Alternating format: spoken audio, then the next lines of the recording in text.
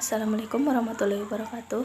Saya Intan Angelina Putri dengan NIM 4221804.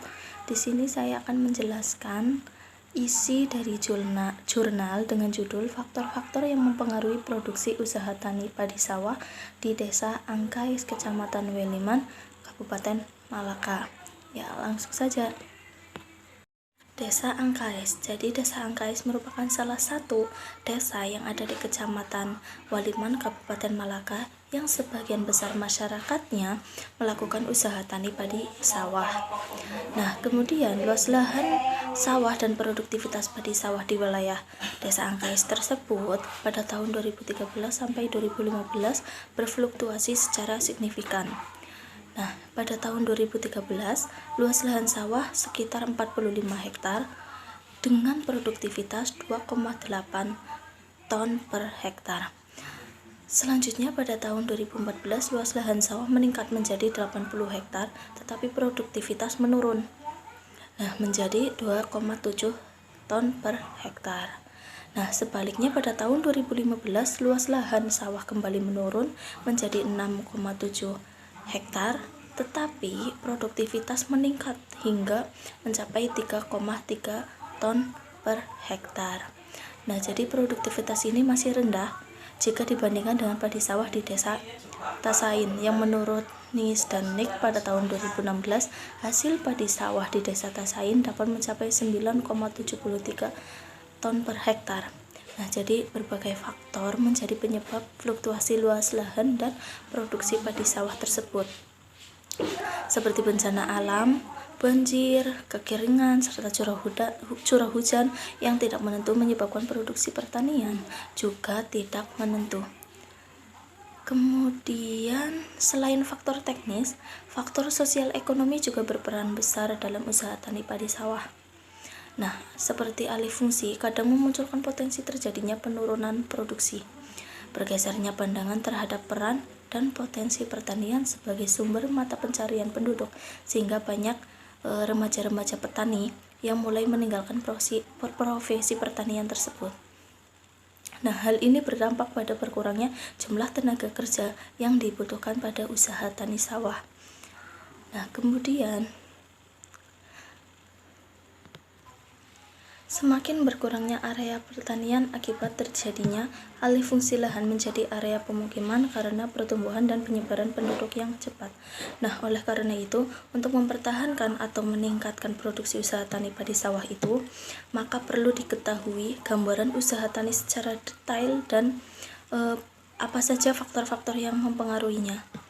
Nah, faktor-faktor ini berbeda-beda antara daerah satu dengan daerah yang lainnya. Nah, kemudian antara komoditi pertanian yang diusahatanikan maupun lingkungan tempat usahanya. Di sini ada deskripsi usaha tani padi sawah ataupun tata cara berusaha tani padi sawah. Nah, langsung saja, yang pertama ada persiapan lahan dan pengolahan lahan persemaian. Jadi di sini petani membersihkan lahan persemaian dan mengolah lahan serta membuat bedengan untuk persemaian agar benih yang ditabur tidak terbawa arus saat melakukan pengairan menggunakan irigasi. Kemudian yang kedua ada persiapan benih. Nah, jadi di sini petani memilih benih padi yang unggul agar dapat meningkatkan hasil produksi. Nah, petani biasanya menggunakan varietas unggul yaitu Ciherang. Sebelum melakukan penanaman benih, yang dipilih harus direndam ke dalam air garam untuk mengetahui benih unggul. Nah, biasanya yang diambil itu benihnya yang tenggelam untuk disemaikan. Kalau yang mengambang itu tidak boleh digunakan. Nah, kemudian petani melakukan perendaman benih selama 24 jam. Setelah itu air rendaman dibuang dan benih dibilas menggunakan air yang bersih, lalu diisi dalam karung selama 2 hari. Nah, hal ini berfungsi untuk mempercepat perkecambahan benih. Nah, yang ketiga ada persemaian. Nah, di sini petani menabur benih di dalam karung dengan hati-hati agar akar padi tidak rusak atau patah.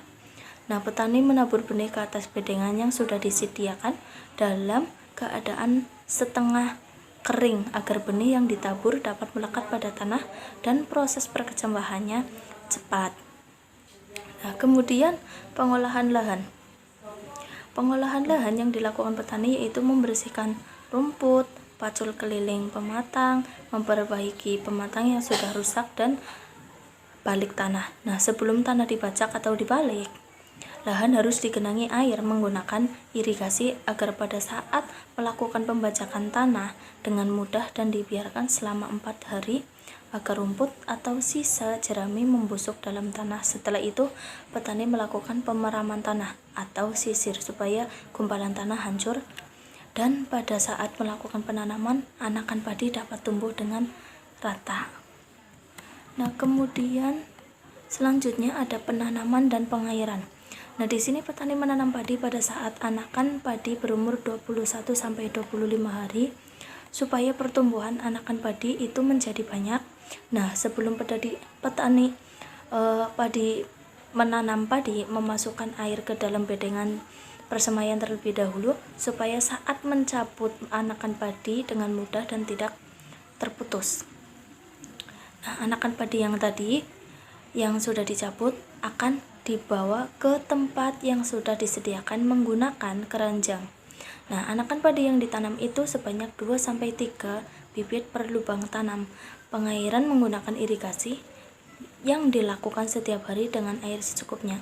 Nah, kecuali pada saat pemupukan dan penyiangan. Kemudian selanjutnya ada pemupukan. Selanjutnya panen. Nah, jadi dalam panen ini petani melakukan pemanenan pada saat padi sudah berumur 90-120 hari, saat bulir-bulir padi itu sudah mulai menguning. Pada saat panen, petani menggunakan sabit untuk memotong padi. Setelah itu padi dikumpulkan dan disimpan di tempat yang aman untuk melakukan perontokan padi. Dan kemudian padi yang sudah rontok dibersihkan dan dibuang ampasnya yang tidak terpakai lagi. Kemudian setelah selesai rontok gabah, diisi dalam karung, lalu para petani mengambil bagian untuk melakukan pengangkutan terakhir pasca panen. Nah, jadi setelah padi dipanen, padi kemudian dijemur selama 2-4 hari untuk mengurangi kadar air yang terdapat di dalam padi. Nah, setelah padi yang dijemur kering, selanjutnya petani menyimpannya dengan cara diisi di dalam karung lalu disimpan di tempat yang telah disediakan. Nah, kebanyakan itu petani di lokasi penelitian melakukan penyimpanan hasil panennya di dapur atau gudang. Selanjutnya terdapat faktor-faktor yang mempengaruhi usaha tani padi sawah. Nah, dilihat dari tabel uji T tersebut, pengaruh luas lahan terhadap hasil produksi usaha tani padi sawah menunjukkan bahwa T hitung kurang dari T tabel dengan taraf signifikan 5%.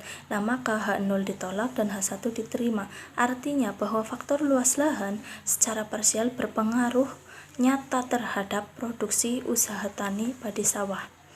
Nah, jadi dengan penambahan lahan sebesar 5%, maka akan meningkatkan produksi sebesar 0,335%. Kemudian yang kedua, pengaruh benih terhadap hasil produksi usaha tani sawah. Nah, di sini menunjukkan bahwa T hitung lebih besar T tabel dengan taraf sama 5%. Nah, dengan demikian H0 ditolak dan H1 diterima. Artinya faktor benih secara parsial berpengaruh nyata terhadap produksi usaha tani padi sawah. Dengan penambahan benih sebanyak 5%, maka akan meningkatkan produksi sebesar 0,479%. Nah, kemudian selanjutnya ada pengaruh tenaga kerja terhadap hasil produksi usaha tani padi sawah. Nah, jadi berdasarkan hasil analisis dari tabel tersebut menunjukkan bahwa T hitung lebih besar dari T tabel dengan taraf signifikan 5%.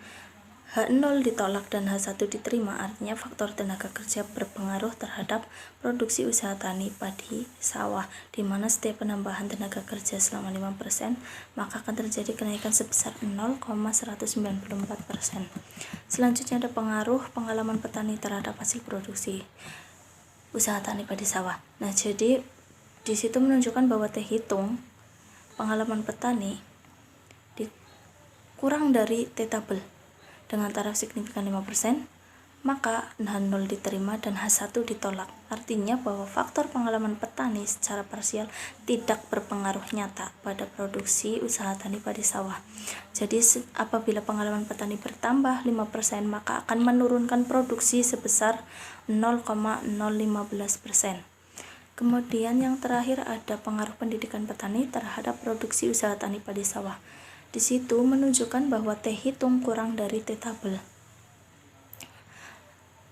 dengan taraf signifikan 5%. Nah, maka H0 diterima dan H1 ditolak. Artinya bahwa faktor pendidikan petani secara parsial tidak berpengaruh nyata terhadap produksi usaha tani padi sawah.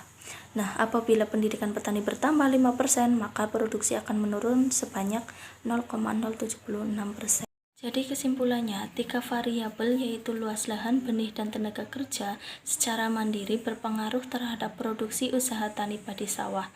Sedangkan 2 variabel lainnya yaitu pengalaman petani dan pendidikan petani tidak berpengaruh terhadap produksi usaha tani padi sawah. Demikian penjelasan jurnal dari saya. Mohon maaf apabila ada salah kata dan terima kasih banyak. Wassalamualaikum warahmatullahi wabarakatuh.